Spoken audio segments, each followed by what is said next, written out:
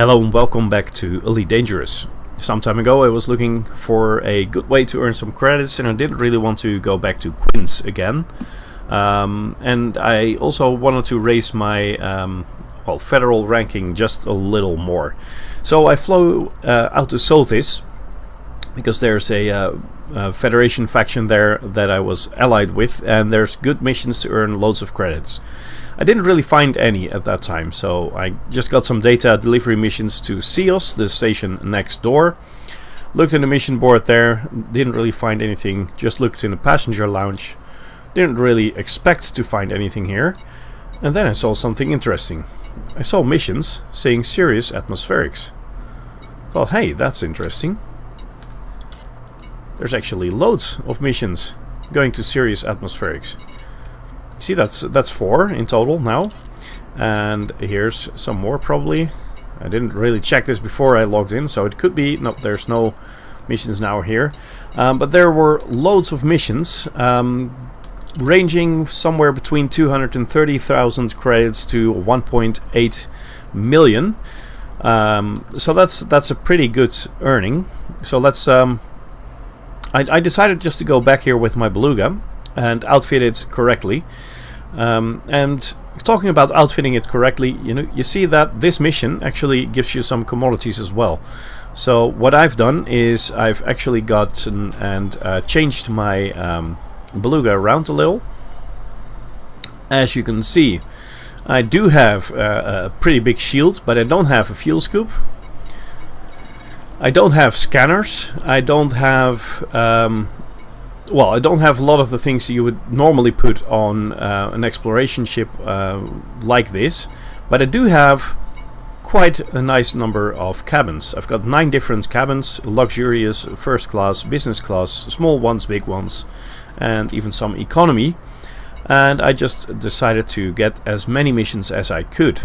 Well, since they're paying somewhere between 235,000 and 1.8 million credits, it's actually if you get 9 and do all that, that's a nice payout.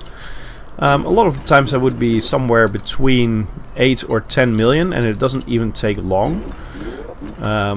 It can take longer if you're switching boards to see whether or not there's actually better missions. Switching from private groups to open play and to solo play and things like that. I'm in solo at the moment. I could switch to a private group really quickly because there's no more missions at the moment. We just have 4. That changes a lot, and there is some RNG in that. So some runs you will get more credits than others. But this is actually a pretty simple but efficient way to earn quite a nice number of credits without any trouble at all.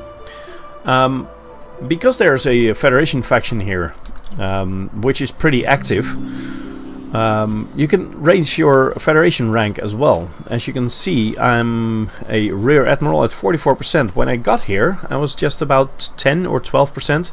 And this is not something that I'm really aiming for, but it happened anyway. Plus, the Explorer rank has gone up quite a lot as well. Because exploration, it doesn't really...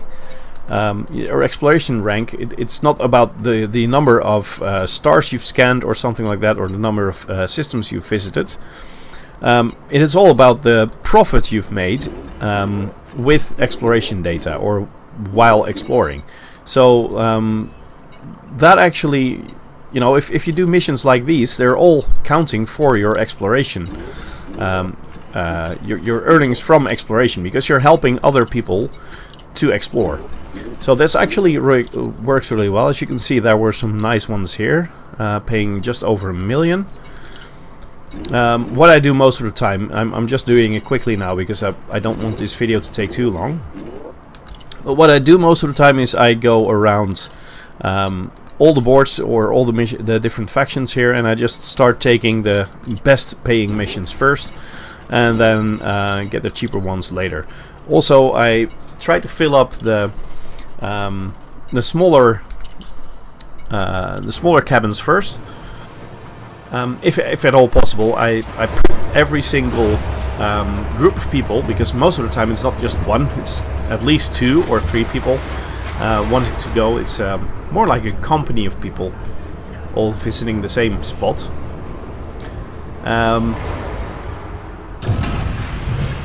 And I try to put them in the smallest possible cabin, so you have the biggest or the best options, you keep that for last.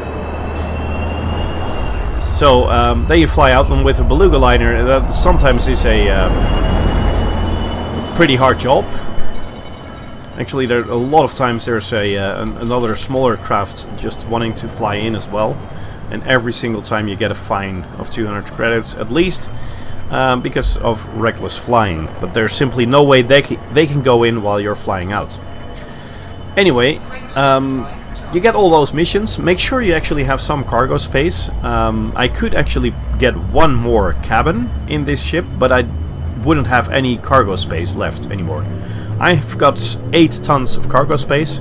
I don't bring any scanners or a cargo, not a cargo scoop, a fuel scoop or something like that, because you just don't need it. You fly out to Sothis, and well, you do your thing there and fly back to Seals. Deliver all the people back to base, and that's about it. Incoming mission critical message is actually telling us where to go, and it's Sothis A5, which is about 1600 light seconds away. It's not too far, it's not too bad.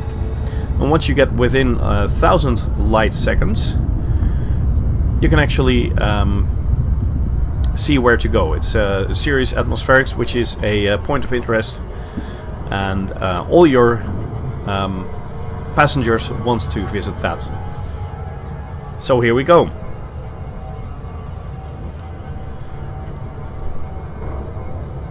You can do this run in about 7 minutes, but you'll have to get lucky with the type of missions and the number of missions as well. And you don't have to be, or you need to be not very picky about that. You know, if you're picky and you just want to get missions that only earn more than 1 million credits, you can do that, but it might take a little longer for you to fill up your cabins. As you can see, we're within 1000 light seconds, so we can select Sirius Atmospherics. So there we go. Getting closer, so slowing down a little.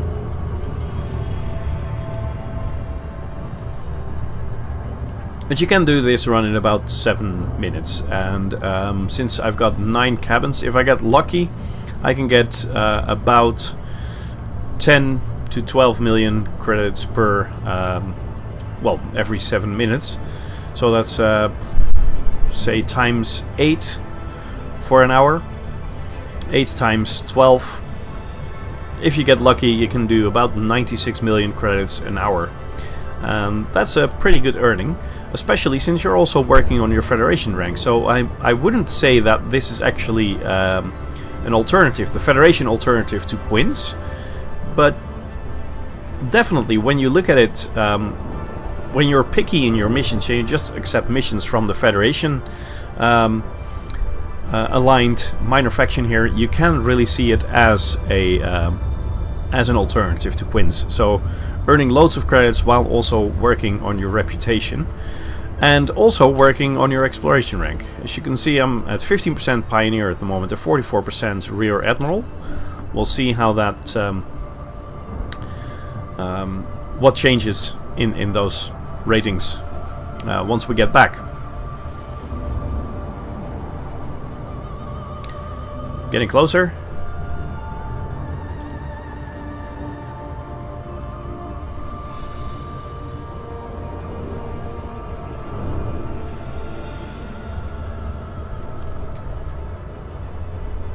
And here we go.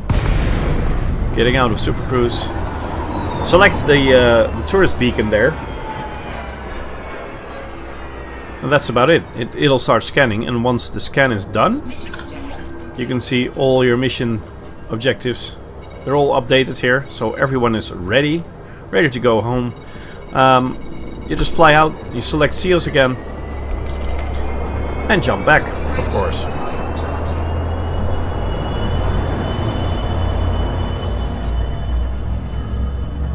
So the story here is that you know, it's a story about the terraforming, that it used to be very a very extensive process, and it would take years or even, well, not centuries but decades before a planet was actually livable, and how it all changed now, well, in the game time now. So now we're going back to New Dawn Station, which is the main station in Seos.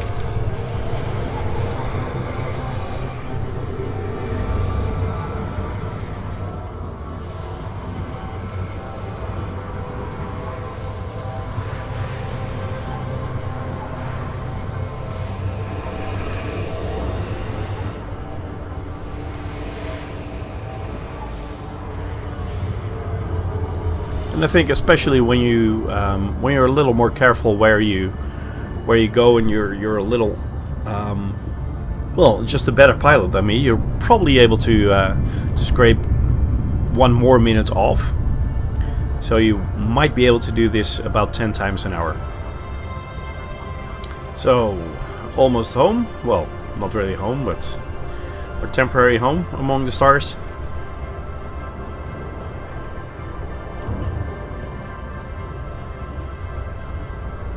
I wouldn't really call this an exploit, but it is a very quick way to earn loads of credits. But I wouldn't be surprised if something like this, or actually maybe specifically this, is going to be changed in the new patch. So if you want to earn some money, I wouldn't wait until the new patch. I'm going to try to do this video again after 2.4 lands, which will take some time, by the way. Just to see if it's still a viable way to earn some credits. I'm not going to sell the Beluga liner anymore. Now, by the way, talking about the Beluga liner, of course, getting out here, you can't do that without the fuel scoop. And I would also want to advise you to bring a scanner, especially if you haven't been to Seos or Sothis before, because you do want to scan both of the systems before you're actually starting to transport people between the two. But then when you reach here, of course you can take all the scanners and the fuel scoop out, but you won't have 9 cabins to fly around with. So what I did was I actually got some cabins on a close by station. I can't remember which one it was, but I just bought some cabins that I wanted to put in the slots that were going to be freed when I sold the scanner and the or scanners, basically, the detailed service scanner and the advanced discovery scanner, and my fuel scoop. When I got all those out, I actually made sure that I had some cabins laying around on another station, and I transported them over here. I had them flown over here, put them in, and now in this station, in storage is also my fuel scoop and my discovery scanners. As you can see, I'm really careful here, and I'm still scraping. So I'm not one of the best pilots, so I think it's not really hard to see that you can actually, you will be able to scrape 1 or maybe even 2 minutes off this trip. Plus I'm also talking while doing it. This is a live recording. It's not just something that I was playing and now I'm giving a commentary on it. No, this is totally live. So probably I would be a little quicker myself as well if I wasn't recording. Let's see, we were at 138 million, but with less after the 8. So we also had 15% Pioneer and 44% Rear Admiral. So we'll see where we'll end. Cargo hold at maximum capacity, so the cargo hold is full. We're probably going to have to sell those things before we can finish the last mission. The last 2 missions, actually. So here we go into the cargo hold. Selling this. And selling, where is it? That telemetry suite. Suit, whatever. One of those 2. And then there's 2 more that we can do. 144.8 million credits. So let's say that was about 6.5 million credits. It can be a lot more, but it can also be less. So I wouldn't count on getting 10 million credits every single time. That's just not realistic, unless you're being picky about the missions about the passenger. Well, you could say missions, the passenger missions that you're accepting. If you're not picky, like I'm not, then you can probably get somewhere between 6.5 million. This is on the low side, though.